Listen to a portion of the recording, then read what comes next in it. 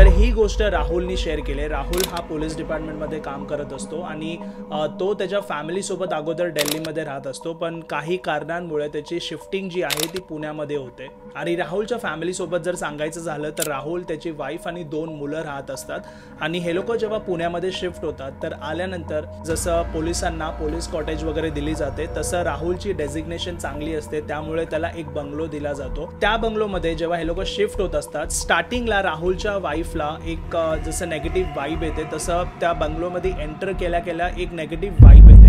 आणि त्याच वेळी राहुलची बायको त्याला बोलते की जसं मी एंटर केली आतमध्ये मला एक वेगळीच वाईब आली आणि असं वाटलं की कोणतरी आपली वाट बघते, आतमध्ये कोणतरी बसलंय आणि आपल्याकडे बघतंय। तर ही गोष्ट ऐकल्यानंतर राहुल हसायला लागतो आणि बोलतो की आपण जस्ट शिफ्ट झालोय आणि नवीन एन्व्हायरमेंट आहे, नवीन क्लायमेट पण आहे। पुण्यामध्ये जसं थंडीचा टाईम असतो आणि खूप छान असं वातावरण असतं पुण्यामध्ये, तर त्यामुळे मे बी तुला असं वाटलं असेल तर तू इग्नोर कर, असं काही नाही, इतका मस्त बंगलो भेटलाय।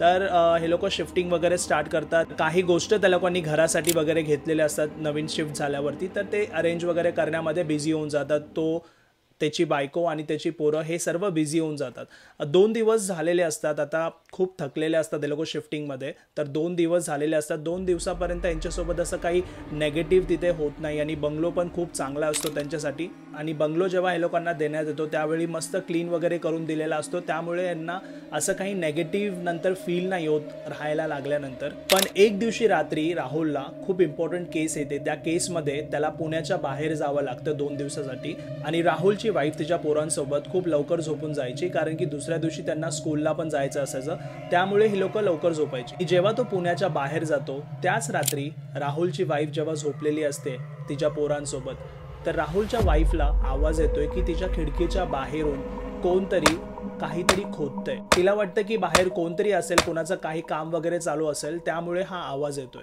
आणि तो आवाज खूप वेळ येत असतो, म्हणून राहुलच्या वाईफला झोपच येत नसते, त्यामुळे ही घड्याळ चेक करते। तर जेव्हा टाइम बघते तर 1 वाजलेला असतो आणि 1 वाजता इतक्या रात्री कोण काय काम करत असेल म्हणून ही जेव्हा बघण्यासाठी तिच्या खिडकीकडे जाते तेव्हा बघते तर बाहेर कोणच नाहीये आणि तरी पण हा आवाज येत असतो। तर हिला वाटते की हा आवाज इथून नाही तर दुसऱ्या साईडने येत असेल, म्हणून ती किचनच्या खिडकीकडे जाते। तिथे बघते तर तिथे पण कोण नसतं। मग ही नंतर हॉलमध्ये जाते, हॉलमधली खिडकी ओपन करते तर तिथे पण कोण नसतं। मग ही घाबरते, कारण आवाज तेव्हा पण येत असतो। मग शेवटी दरवाजा ओपन करून हिम्मत करून ही बाहेर जाते की कुठून आवाज येतोय, पण ती पूर्ण घर जे आहे ते पूर्ण घर गोल फिरते आणि बघते, तिला आवाज तर येतो पण कोण खोदतंय काय आहे तिला काहीच नाही माहिती। मग शेवटी ही घरी जाऊन झोपून जाते। तर दुसऱ्या दिवशी राहुलचा फोन येतो आणि तो बोलतो की अजून त्याला त्या केसमध्ये 2-3 दिवस लागतील। तर त्याच दिवशी राहुलची वाईफ त्याला बोलते की मला असा आवाज येत होता रात्री, पण मी बाहेर जेव्हा गेली त्यावेळी बाहेर कोण नव्हतं। तर राहुल तिला बोलतो की तुला असा आवाज वगैरे आला तरी तू बाहेर जाऊ नको, कारण नवीन जागा आहे आणि तुला काही तिथलं माहिती नाहीये, तर तू बाहेर वगैरे पडू नको। तर आता दुसऱ्या दिवशी जेव्हा ही झोपलेली असते त्या दिवशी परत तिला तोच आवाज येतो।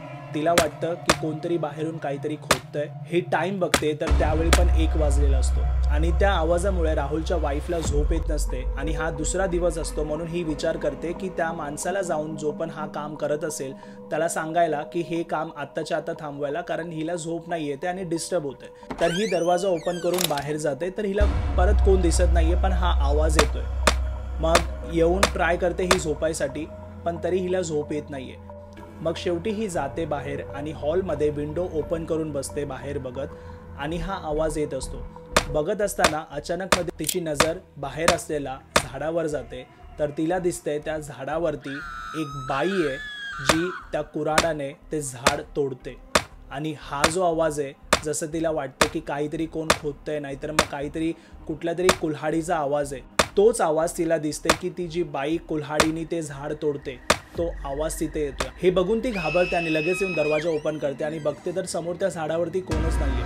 मग ही खूप घाबरलेली असते, परत येऊन दरवाजा बंद करून परत त्या खिडकीकडून बघते तर त्यावेळी पण तिला कोण दिसत नाही। आता दुसऱ्या दिवशी ही गोष्ट ती राहुलला बोलते की हाच प्रकार माझ्याबरोबर आज पण झाला, मला आवाज आला आणि नंतर मी जेव्हा बघितलं तर मला एक बाई दिसली आपल्या समोरच्या झाडावरती, ती ते झाड तोडत होती आणि त्याचा आवाज येत होता। पण राहुल तिला बोलतो की तुला स्वप्न वगैरे पडलं असेल तर त्यामुळे तू ह्या सर्व गोष्टीकडे लक्ष देऊ नको। पण तिला माहिती असतं की हे स्वप्न वगैरे नाही, हे तिच्यासोबत घडलेली गोष्ट आहे। पण राहुलला ह्या सर्व गोष्टीवरती विश्वास नसतो म्हणून ती त्याला समजवायला जात नाही। आता त्याच रात्री सर्वजण झोपलेले असताना राहुलच्या मोठ्या मुलाला हा बाहेरून आवाज येतोय। तो त्याच्या आईला उठवतो आणि बोलतो की बाहेरून असं वाटतंय कोणतरी काहीतरी खोदतंय। तर राहुलची बायको म्हणजे त्याची आई घाबरून उठते आणि तिला पण तो आवाज येत असतो। तर ही दोघं बाहेर जातात आणि हॉलमध्ये जेव्हा विंडो ओपन करतात तर दोघांना पण ती झाडावर बाई दिसते आणि ती ते झाड तोडत असते त्या कुल्हाडीने। हे बघून ते दोघं घाबरतात आणि ती खिडकी बंद करतात आणि त्याच वेळी राहुलला कॉल करून दोघं पण बोलतात की हा असा प्रकार तिथे होतोय। तर राहुल तिला बोलतो की मी अशा केसमध्ये अडकलोय जिथे मी हे सोडून मध्येच येऊ नाही शकत, मला अजून 1-2 दिवस तरी लागतील। मग पूर्ण रात्र राहुलची वाईफ आणि तिचा जो मुलगा असतो ते दोघं पण झोपत नाही आणि दुसऱ्या दिवशी हा काय प्रकार आहे हा बघण्यासाठी राहुलची बायको तिथे आजूबाजूला असलेले रूममध्ये जाऊन विचारायला लागते की तुम्हाला रात्रीचा कुठला आवाज वगैरे येतो का।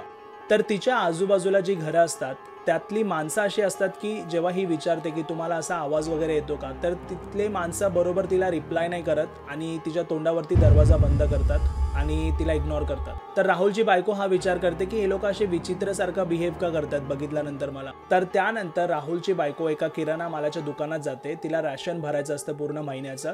तर ती सर्व सामानाची ऑर्डर वगैरे देते आणि ती बोलते की हे सर्व सामान माझ्या घरामध्ये डिलिव्हर करायला। आणि जेव्हा ती तिचा ॲड्रेस सांगते त्या स्टोरवाल्याला त्यानंतर तो विचारतो हा प्रश्न की तुम्ही त्या घरात कसं राहताय।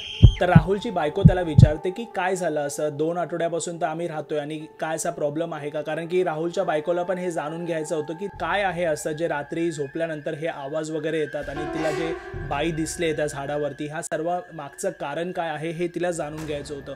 म्हणून ती विचारते की काय असा प्रॉब्लेम आहे, तुम्ही असा प्रश्न का विचारला। तर तो बोलतो की काही नाही, मी असंच विचारलं, तुम्ही जावा घरी, एक माणूस येईल तुमच्या घरात रेशन पोचवेल। तर ही घरी गेल्यानंतर एक माणूस येतो तिच्या घरामध्ये सामान घेऊन, तो माणूस पण ती बघते तर खूप घाईघाईमध्ये ते सामान ठेवतो आणि तिथून निघून जातो।